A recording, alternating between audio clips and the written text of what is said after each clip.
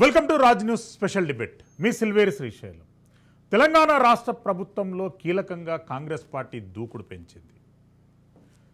Opposite BRS party ఎమ్మెల్యేలను ఎమ్మెల్సీలను operation Akarsh పేరుతో తీసుకోవాలనేటటువంటి ప్రణాళికలు రూపొందిస్తుంది. అసలు చట్ట పరిధిలో ఆపరేషన్ ఆకర్ష్ గురించి వస్తున్నటువంటి ఎమ్మెల్యేల పరిస్థితి, ఎమ్మెల్సీల పరిస్థితి ఏ రకంగా ఉండబోతుంది? సుప్రీంకోర్టులో ఆల్రెడీ ఈ విషయంపై సుదీర్ఘమైనటువంటి చర్చలు, వాదనలు కొనసాగాయి. సుప్రీంకోర్టు ఈ విషయం పైన ఎన్నో ల్యాండ్మార్క్ జడ్జిమెంట్స్ కూడా ఇవ్వడం జరిగింది. తెలంగాణ రాష్ట్ర ప్రభుత్వానికి ఎంతో నమ్మకంగా ఉంటామంటని చెప్పి బీఆర్ఎస్ పార్టీ నుండి వస్తున్నటువంటి ఎమ్మెల్యేలు, ఎమ్మెల్సీలకు చట్టపరమైనటువంటి పరిధిలో ఎలాంటి వెసులుబాటు ఉంటుందో ఈ అంశంపై ఈరోజు డిబేట్ కొనసాగుతుంది. మనతో పోటీ వెంకట్ నాయక్ గారు, సీనియర్ కాంగ్రెస్ పార్టీ నాయకులు, యువజన నాయకులు మనకు లైవ్లో అందుబాటులో ఉంటారు. రామచంద్ర నాయక్ గారు, బీఆర్ఎస్ పార్టీ సీనియర్ నాయకులు, అధికార ప్రతినిధి మనకు లైవ్లో అందుబాటులో ఉంటారు. బండారు రామ్మోహన్ రావు గారు, activist, journalist and advocate, and he can interpret very well in all the aspects. Bandaru Rammohan Rao గారు, సుప్రీంకోర్టులో ఈ అంశంపై పలు రకాల వాదనలు కొనసాగుతున్నాయి. దానం నాగేందర్ కాంగ్రెస్ పార్టీలో చేరినటువంటి అంశం కానివ్వండి, ఇతర ప్రజాప్రతినిధులు చేరుతున్నటువంటి అంశం కానివ్వండి, పీపుల్స్ రిప్రజెంటేటివ్స్ యాక్ట్ ప్రకారంగా వీరిపైన ఎలాంటి చర్యలు ఉంటాయంటని చెప్పి దేశవ్యాప్తంగా చర్చ కొనసాగుతుంది. ఎట్లా చూస్తారండి రామ్మోహన్ రావు గారు? ప్లీజ్. శ్రీశైలం గారు, మీకు అట్లాగే ప్యానెల్లోని మిత్రులు, మన రాజ్ న్యూస్ ప్రేక్షకులకు నమస్కారం. ఒక్కటి చేయాల్సిన అవసరం ఉన్నది. ఎందుకంటే మొట్టమొదటిగా ఫిరాయింపు నిరోధక చట్టం ఏం చెప్తుంది, పార్టీలకు అతీతంగా కూడా ఆలోచించాల్సిన అవసరం. వాళ్ళ బాధితులు పీడితులు బాధితులుగా మారిపోతున్నారు. గతంలో కాంగ్రెస్ పార్టీ ఇదే పరిస్థితి ఎదుర్కొంది కదా. గతంలో తెలంగాణలో కాంగ్రెస్ పార్టీ మొదట్లో 2014లో 21 సీట్లు గెలిస్తే, ప్రతిపక్ష స్థానం కంటే మంచి సీట్లు గెలిస్తే 17 సీట్లు 18 సీట్లు సరిపోయాయి, మనకు 12 సీట్లు సరిపోయాయి, కానీ 21 సీట్లు గెలిచింది. అప్పుడు ఇదే పరిస్థితి, 13 మందిని చేసుకున్నారు. మొత్తం టీసీఎల్పీని విలీనం చేసుకున్నారు. 2018లో 19 సీట్లు గెలుచుకుంటే అదే పరిస్థితి, 12 మందిని చేసుకున్నారు. అప్పుడు బాధిత పార్టీ ఏమైంది? కాంగ్రెస్ పార్టీ అయింది. ఒక దశలో కాంగ్రెస్ పార్టీ, శ్రీశైలం గారు, మనకు అభ్యర్థుల నుంచి అఫిడవిట్ తీసుకుంటాం, బాండ్ రాయించుకుంటాం, మీరు పార్టీ మారం, మేము ప్రజలకు ద్రోహం చేయం, ప్రజా తీర్పుడు కాలరాయమని చెప్పి బాండ్ రాయించుకుంటామని మొన్నటి 2023 ఎన్నికల ముందు కూడా రేవంత్ రెడ్డి గారు మాట్లాడారు. ఇప్పుడు ఏమైంది? బాధిత పార్టీ టీఆర్ఎస్ అవుతుంది, బీఆర్ఎస్ అవుతుంది. ఇప్పుడు పీడిత పార్టీ ఏమో మనకు పీడన చేసే పార్టీగా మనకు కాంగ్రెస్ పార్టీ మిగిలిపోయింది. దీని ప్రధానంగా ఏంటంటే, రాజీవ్ గాంధీ హయాంలో మేము చాలా కష్టపడ్డాం, మనందరం కూడా మీ తెలిసి యాక్టివిస్టులుగా మనం పార్టీ ఫిరాయింపుల నిరోధక చట్టం రావాలని కొట్లాడినాం. ఆ రకమైన అప్పుడు రాజీవ్ గాంధీ హయాంలో ఈ చట్టం వచ్చింది. ఈ చట్టంలో ఒక మంచి వెసులుబాటు ఏంటంటే, అంటే అందులో కొన్ని మళ్ళీ మార్పులు చేశారు. తర్వాత చివరికి ఇప్పుడున్న చట్టంలో ఏమైందంటే, మొత్తం సభ్యులలో 2/3 కనుక పార్టీ మారితే అది చెల్లుతుంది. ఉదాహరణకు 3 సభ్యులు ఉంటే 2 మారితే చెల్లుతుంది, అంటే 2/3 మారితే చెల్లుతుంది. అది మంచిది. నా ఉద్దేశం ఏంటంటే, పూర్తిగా అసలు సిద్ధాంతాన్ని కట్టుబడి మొత్తం అంతా పార్టీ ఏ పార్టీలో గెలిస్తే ఆ పార్టీలో ఉండాల్సిన అవసరం లేదు. ఒక్కోసారి మొత్తం పార్టీ మీద తిరుగుబాటు చేయవచ్చు, చెప్పలేం కదా. అంతకుముందు ఎన్టీ రామారావు గారి మీద చంద్రబాబు నాయుడు గారు చేసిన తిరుగుబాటు ఉన్నది. ఇట్లా మనం చూసినాం కనుక పార్టీ మారితే 2/3 మెజారిటీ కనుక పార్టీ నుంచి బయటకు వెళ్ళిపోతే అప్పుడు వెసులుబాటు ఉన్నది. కానీ ఇట్లా లేదు. ఇప్పుడు ఉదాహరణకు సాంకేతికంగా బీఆర్ఎస్ 2 సార్లు, అప్పుడు టీఆర్ఎస్ తర్వాత బీఆర్ఎస్ 2 సార్లు కూడా సిఎల్పీని విలీనం చేసుకోవడానికి ప్రధాన కారణం ఏంటంటే 2/3 మారిన సంతకం చేశారు. ఇప్పుడున్న ప్రత్యేక పరిస్థితి వేరు శ్రీశైలం గారు. ఇప్పుడుందంటే మనకు ఇప్పటికే 5 ఎమ్మెల్యేలు పార్టీ మారారు. అంటే తెల్ల వెంకట్రావు గారు, కడియం శ్రీహరి, మన దానం నాగేందర్, ఈ ముగ్గురితో పాటు మరొక 2 సంజయ్ను, ఇంకొక 5 మారారు ఇప్పటివరకు. 5 అంటే 39 మందిలో 5 అయితే 2/3 కాదు, మెల్లమెల్లగా చేర్చుకుంటామంటున్నారు. కానీ ఈ లోపల ఈ 5 మారక ముందే, అంటే ఈ 3 మారినప్పుడే దానం నాగేంద్ర మీద, అట్లా కడియం శ్రీహరి మీద, వీళ్ళ మీద అనర్హత వేటు వేయమని చెప్పి స్పీకర్ కు పిటిషన్ ఇచ్చారు. గతంలో సరిగ్గా ఇదే అదే మనకు మొన్న పార్టీ మారిన పోచారం శ్రీనివాసరెడ్డి గారు స్పీకర్ గా ఉండి సుమారు 4.5 ఏళ్లు దాన్ని కొనసాగించారు. ఏది పార్టీ మారిన వాళ్ళ మీద ఏం చర్య తీసుకోకుండా. కానీ మీరు చెప్పినట్టు ఇటీవల సుప్రీంకోర్టు చాలా రోజుల క్రితం తీర్పు ఇచ్చింది. 3 నెలల్లోగా, అంటే స్పీకర్ ను నిర్దేశించలేము లేరు, స్పీకర్ అధికారులు జోక్యం చేసుకోలేరు, స్పీకర్ ఒక అటానమస్ బాడీ లాగా ఉంటది కనుక అసెంబ్లీలో జరిగే వ్యవహారాలు ఏవి కూడా స్పీకర్ పరిధిలో ఉంటాయి, కోర్టు పరిధిలోకి రావు అని క్లాస్ మీద వాళ్ళు కొట్లాడినరు. చివరికి సుప్రీంకోర్టు ఏమన్నది, ఇది వేరు, అనర్హత వేటు వేయాల్సింది బయట ఫిరాయింపుల చట్టం ప్రకారం కనుక రాజ్యాంగానికి లోబడే ఉండాలి కనుక మీరు ఒకవేళ 3 నెలల్లోపు నిర్ణయం తీసుకోకుంటే మేము జోక్యం చేసుకుంటామని పేరా నెంబర్ 30-31 పేర్కొన్నారు కూడా.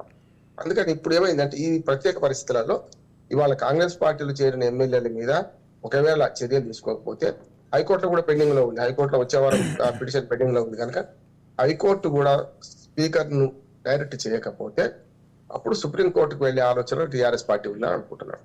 కానీ ఏదైనా సరే ఇప్పుడు ఇద్దరు కూడా 2 పార్టీలు కానీ 3 పార్టీలు కానీ బీజేపీ నుంచి కూడా చేస్తారు, ఇటు నుంచి అటు అని కనుక చూసుకుంటే మనకు ఈ పార్టీ ఫిరాయింపులనే అనైతికమైన సంగతి మనం గమనించాలి. పూర్తిగా ఒక పార్టీ బీఫామ్ మీద గెలిచి వెంటనే 2 నెలలు అధికారంలో పోగానే 2 నెలల తర్వాత 3 నెలల తర్వాత పార్టీ ఫిరాయించడం సరైనది కాదు. ఇది అభివృద్ధి కోసం పోతున్నాం లేకుంటే రకరకాలు చెప్తున్నారు. ఇది ఏమిటంటే మన తాటి చెట్టు ఎందుకు ఎక్కావరా అంటే దూడ గడ్డి కోసం అనే పరిస్థితి ఉన్నది.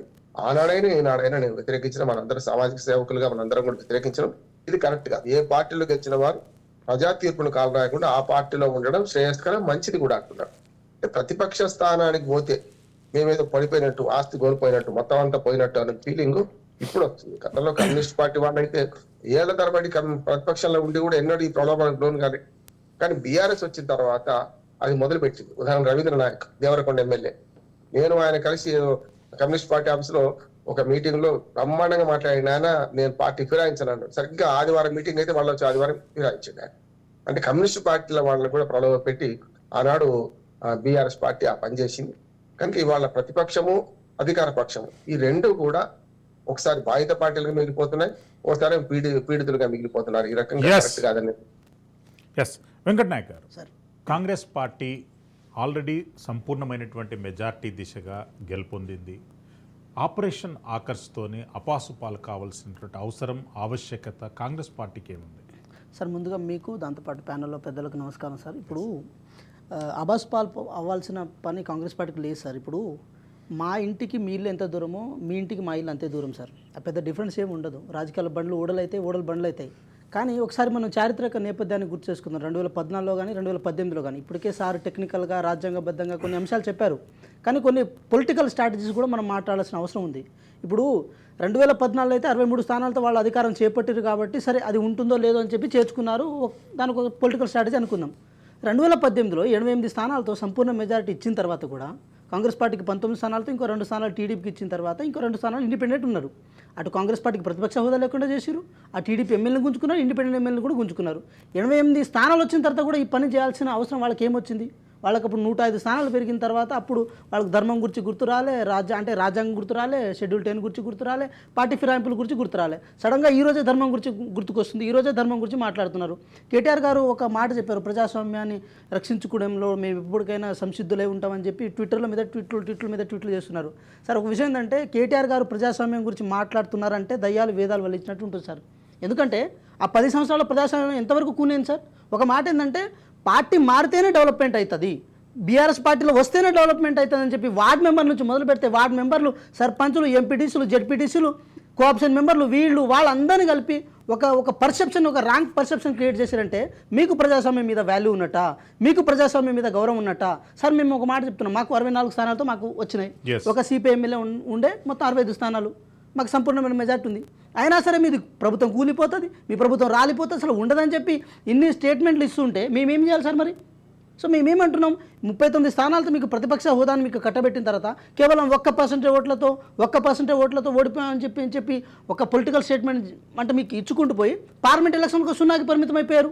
అంటే మీరు బీజేపీని బాగుపెట్టడం కోసం మీరు ప్రయత్నం చేస్తున్నారు, మీ కుటుంబం ప్రయత్నం చేస్తున్నారని చెప్పి మీ పార్టీలో ఉన్న నాయకులు కానీ కార్యకర్తలు కానీ కాంగ్రెస్ పార్టీలో రావడానికి ట్రై చేస్తున్నారు. అది వాస్తవం. ఇప్పుడు వచ్చిన వాళ్ళలో ఉన్న బాధ కూడా అదే. సో దానికి కాంగ్రెస్ పార్టీని బదనాం చేయాల్సిన అవసరం లేదు సార్. సో మేమేమంటున్నామంటే ఈరోజు ఏదో స్పెషల్గా కొత్తగా పార్టీ ఫిరాయింపులను కేసీఆర్ గారు కానీ లేకపోతే కేటీఆర్ గారు కానీ చూస్తున్నట్టు కనుక చేస్తే అది వాళ్ళ అమాయకత్వమో వాళ్ళ వెర్రితనమో మాకైతే తెలియదు. మేమైతే ఒకటే అంటున్నాం సార్, 2014 తర్వాత కానీ 2018 తర్వాత కానీ కాంగ్రెస్ పార్టీ ఎంత హ్యూమిలియేషన్కి గురైందో కాంగ్రెస్ పార్టీ కార్యకర్తలుగా నాయకులుగా మాకు తెలుసు సార్. ఇంకో విషయం ఏంటంటే బట్టి విక్రమార్క గారు సార్, బట్టి విక్రమార్క గారికి ఒక దళిత నేతని మేము సిఎల్పి నేతగా చేస్తే కనీసం ఆ విషయాన్ని ఓర్వలేకపోయారు కదా. ఏ కారణం చేత ఓర్వలేకపోయారు? ఇంకో విచిత్రం ఏముంటుందట సార్, ఇప్పుడు కాంగ్రెస్ పార్టీ అంట ప్రతిపక్ష హోదాను కోల్పోతుంది, ఎంఐఎం ఏమో అసెంబ్లీలో వీళ్ళకి ప్రతిపక్షం అంట, బయట మాత్రం మిత్రపక్షం అంట. ఇదేం పొలిటికల్ స్ట్రాటజీ కూడా అర్థం కాదు. సో మేమేమంటున్నాం, ఈరోజు కాంగ్రెస్ పార్టీ చేస్తున్న తప్పు అని చెప్పి బీఆర్ఎస్ పార్టీ నాయకులు మీరు చెప్తున్నారు కదా, సో మీరు చేసింది ఏందనే విషయం మీద కూడా మీరు ఆలోచించాలి. ఇంకో విషయం దాన్ని ఒక మాట స్పష్టంగా తెలుసుకున్నాం, మేము చేస్తే సంసారం మీరు చేస్తే వ్యభిచారం అన్నట్టు ఒక రాంగ్ చిత్రీకరణ కనుక చేస్తే ఈ తెలంగాణ సమాజం కానీ తెలంగాణ ప్రజలు కానీ తప్పకుండా దీని మీద ఆలోచిస్తారు. So Congress party has the clear vision and Congress party has the clear confident and the democracy. So ఆ విషయంలో ఎటువంటి ప్రాబ్లం లేదు సార్. సార్ ఇంకో విషయం కూడా చెప్తున్నాము, ఇంకో విషయం చెప్తున్నా ఏంటంటే ప్రతిపక్షం అనేది మొత్తం విలీనం అయిపోతే ఎక్సెప్షన్ ఉంటుంది, కానీ కొంతమంది ఎమ్మెల్యేలు వస్తే మాత్రం ఎక్సెప్షన్ ఉంటుందని చెప్పి ఆ క్రియేషన్తో 2014-18లో ప్రతిపక్షం లేకుండా చేసిరు. సో ఇది పార్టీ. ఇంకో విషయం ఏంటంటే ఇప్పటికే 5 వచ్చారు కదా సార్, ఇంకో 5 వచ్చినా ఇంకో 10 మంది వచ్చినా కూడా ఆ పవర్, విచక్షణ పవర్ ఏదైతే ఉందో అది స్పీకర్ గారికి ఉంటుంది సార్. ఆ విషయంలో కాంగ్రెస్ పార్టీ కూడా ఎవ్రీథింగ్ ఒక స్ట్రాటజికల్గానే వెళ్తుంది. ఎక్కడ కాంగ్రెస్ పార్టీ ప్రజాస్వామ్యాన్ని ఖననం చేసే ప్రయత్నం చేయదు. బట్ దీన్ని మాత్రం ఒక టిట్ ఫర్ టాట్గా, కుక్క కాటుకు చెప్పు దెబ్బగా మేము చూస్తున్నాం సార్. ఎస్, బండారు రామ్మోహన్ రావు గారు, రాజకీయాలలో కుక్క కాటుకు చెప్పుదెబ్బ అనేటటువంటిది చాలా, అంటే పొలిటికల్ వ్యాండలైజేషన్ అనేది, పొలిటికల్ వెండటా అనేటటువంటిది ఇప్పుడు జరుగుతున్నటువంటి ట్రెండ్. బీఆర్ఎస్ పార్టీ మనుగడ ఎంతవరకు పాజిబిలిటీగా ఉండేటటువంటి అవకాశం ఉంది? అసలు బీఆర్ఎస్ పార్టీ అనేటటువంటిది ఎగ్జిస్టెన్స్ లెవెల్స్ ఎంతవరకు ఉండే అవకాశం ఉంది ఇట్టి పరిస్థితులలో? శ్రీశైలం గారు ఇప్పుడు దాకా నాయక్ గారితో పోటీగా చూపిస్తున్నారు, ఎందుకంటే వాళ్ళు చేశారు కానీ. కాకపోతే ఇప్పుడు నీవు నేర్పిన విద్య నీరజాక్ష అన్నట్టు వాళ్ళు చేసేది కనుక మేము చేస్తామంటే సరైనది కాదు. అందుకని మొన్నటిదాకా బాధితులు కదా కాంగ్రెస్ పార్టీ అంటున్నాను. అదే తప్పు మీరు చేస్తే రెండింటికి ఏం తేడా ఉన్నది? ఆనాడు మనందరం మాట్లాడుకున్నప్పుడు బీఆర్ఎస్ టీఆర్ఎస్ పార్టీ చేసిన తప్పు అని ఖండించినాం, కాంగ్రెస్ పార్టీకి మద్దతుగా నిలబడ్డాం. కానీ అదే తప్పు ఇవాళ చేస్తే స్ట్రాటజీస్ ఉంటాయి, నేను కాదంటలేదు. ఆనాడు నిజంగానే 63 సీట్లు గెలిచినాడు, అవకాశం అవసరం ఉండే అని వాళ్ళు వాదించుకున్నారు. సేమ్ అదే వాదన వీళ్ళు తీసుకొచ్చుకుంటున్నారు. ఇప్పుడు 65 మంది ఎమ్మెల్యేలు అయ్యారు, 64 ప్లస్ మన కంటోన్మెంట్ ఒకరు గెలిచారు కనుక కాంగ్రెస్ పార్టీ సొంతంగా 65 ప్లస్ మిత్రపక్షం 66 ఉన్నారు. నేనేమంటున్నానంటే వాళ్ళు చేసిన వాదనే మీరు చేస్తే మీకు వాళ్ళకి ఏం తేడా అంటున్నాను. తొందే అవుతారు కదా అని అంటున్నాను. అందుకని ఇక్కడ ఏం లేదు, అటువంటి పరిస్థితులు ఉన్నప్పుడు చేర్చిండ్రు వేరు. 88 వచ్చినప్పుడు తప్పే, 104 వచ్చినప్పుడు ఏమైంది? ప్రజలు తీర్పిచ్చారు కదా, 104 నుంచి 39 పడేసి 64 సీట్లు ఓడగొట్టారు. వాళ్ళకున్న 64 సీట్లు ఖచ్చితంగా ఓడగొట్టారు. ఇప్పుడు చేయాల్సిన పని నేను ఏమంటున్నానంటే, ఇప్పటికైనా సరే మీరు అదే వాదన పట్టుకొని మీరు చేర్చుకోకండి, అనవసరం. నిజంగా ప్రభుత్వం పడిపోతే ఖచ్చితంగా ప్రజాస్వామ్యంలో ప్రజలు ఉన్నాం, ప్రజా సంఘాలునే ఖచ్చితంగా తిరగబడతామట. ఒకవేళ కాంగ్రెస్ పార్టీ ప్రభుత్వాన్ని దించేస్తామని అన్న వాళ్ళని మీరు చేసుకుంటే ఎట్లా? గతంలో పల్లా రాజేశ్వర రెడ్డి, కడియం శ్రీహరి గారు మొట్టమొదటి అన్న ఈ మాట. కడియం శ్రీహరి మొదలు పెట్టారు, 4 రోజులు ఉండదు ప్రభుత్వం కూలిపోద్ది అన్నాడు. మనకు మేడిగడ్డ కూలిపోతే అక్కడికి పోయి మొత్తం అంతా టీఆర్ఎస్ పార్టీకి మద్దతుగా మాట్లాడిండ్రు. మొన్నటిదాకా లక్ష్మీపుత్రుడు అనుకుంటున్న అన్న లక్ష్మీపుత్రుడు అంటే రైతు బంధు అద్భుతమైంది, మిషన్ కాకతీయ అద్భుతమైంది, మిషన్ భగీరథ అద్భుతమైంది, కాళేశ్వరం అద్భుతమైంది అని చెప్పిన ఆయన వాళ్ళు ప్రోత్సాహించిన యూనివర్సిటీ ఇందులో చేరిండు. నాలుకలా లేకుంటే తాటి మంటలు అనిపిస్తాయి కదా. నేను పార్టీ ఫిరాయించడానికి అంటలేదు నేను. వీళ్ళు గతంలో ఏం మాట్లాడి ఇప్పుడే మాట్లాడినట్టు టీఆర్ఎస్ వాదన పక్కన పెడతాం. మనం ప్రజలుగా చూస్తే వీళ్ళు మొన్నటిదాకా ఏం మాట్లాడారు? అసెంబ్లీ సాక్షిగా ఎన్నోసార్లు లక్ష్మీపుత్రుడు మీరు వ్యవసాయ శాఖ మంత్రిగా ఉన్నప్పుడు మొత్తం అంతా డబ్బులు రైతులకు వేస్తున్నారంటే రైతుల కోసమే పోయినా అంటున్నాడు కదా పోసారం శ్రీనివాసరెడ్డి. అదే మొన్నటిదాకా ఏం మాట్లాడి ఇప్పుడేం మాట్లాడిండు? కేశవరావు గారు కానీ కడియం శ్రీహరి కానీ వీళ్ళందరూ మొన్నటిదాకా ఏం మాట్లాడి ఇప్పుడే మాట్లాడినా నేను అంటున్నాను.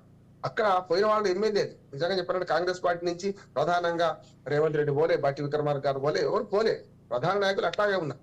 కానీ ఇక్కడ అట్లా కాదు కదా. ప్రధానంగా నిన్న దాకా మొత్తం చక్రం నింపి కేసీఆర్ తర్వాత నేనే అనుకున్న కేశవరావు పోతాడు. కడియం శ్రీహరి మొన్నటిదాకా తన బిడ్డ కూడా టికెట్ ఇచ్చిన తర్వాత గెలవలేమనుకుని ఇటు పక్కన చేస్తాడు. వీళ్ళ నైతికత గురించి ప్రశ్నించకపోతే ఏం చేస్తారు? ప్రజలు కూడా పార్టీలు పక్కన పెడతాం. ఒక వ్యక్తులుగా, ప్రజాస్వామ్య ప్రియులుగా మనం వీళ్ళు ఏం చేస్తారంటే, అందుకని నేనేమంటున్నానంటే ఈ పరిష్కారం వైపు పోదాం. ఇప్పుడు ఏమైంది? ఇద్దరికి నష్టం జరిగింది. అటు కాంగ్రెస్ పార్టీకి నష్టం జరిగింది, ఇటు బీఆర్ఎస్ నష్టం జరిగింది, రేపు ఇంకెవరు వచ్చినా నష్టం జరుగుతుంది. కాకుండా ఉండాలంటే ఒక పార్టీ ఎమ్మెల్యే బీ ఫారం మీద గెలిచిన ఏ ఎమ్మెల్యే కానీ ఎంపీ కానీ పార్టీ మారగానే ఆటోమేటిక్ గా పదవి పోవాలి. ఇప్పుడు చూడండి, రాహుల్ గాంధీకి మొన్న 2 ఏళ్ల కన్నా పైన శిక్ష పడగానే ఏమైంది? పార్లమెంట్ సభ్యత్వం కోల్పోయింది. పైన మళ్ళీ స్టే లభించిన తర్వాత మళ్ళీ పార్లమెంట్ మళ్ళీ ప్రమాణ స్వీకారం చేసి. అందుకని నేనేమంటున్నానంటే ఇవాళ పార్టీ మారగానే పదవి పోయే పరిస్థితి ఉంటే ఎవరు పార్టీ మారరు, ఏ పార్టీ వాళ్ళు ఆ పార్టీలో ఉంటారు. అప్పుడు దానికి ప్రజల తీర్పు గౌరవం ఇచ్చినట్టు అవుద్ది అంటున్నాడు. ఇక్కడ వీళ్ళు తప్పు కాదు. ఇప్పుడు తప్పుడు గొంగట్లో కూర్చుంటే వెంట్రుకలే వస్తాయి, ఇంకేం రావు. ఎన్నిసార్లు బీకైనా వెంట్రుకలే వస్తాయి. అంటే ఈ గొంగడి మార్చాలని నేను అంటున్నాను. మార్చే క్రమంలో మొట్టమొదటి సవరణ ఏంది అంటే మన ఫిరాయింపుల చట్టంలో ఒక మార్పు తీసుకురావాలి. ఎవరైనా ఒక పార్టీ పేరు మీద గెలిస్తే ఆ బీఫామ్ మీద గెలవగానే పార్టీ మారితే 2 రకాలు, పార్టీ సస్పెండ్ చేసినా పోతుంది పదవి, పార్టీ మారినా పోతుంది. అని ఉన్నారు అనుకోండి, ఎవ్వరు కూడా పార్టీకి విధేయులు అయి ఉంటారు.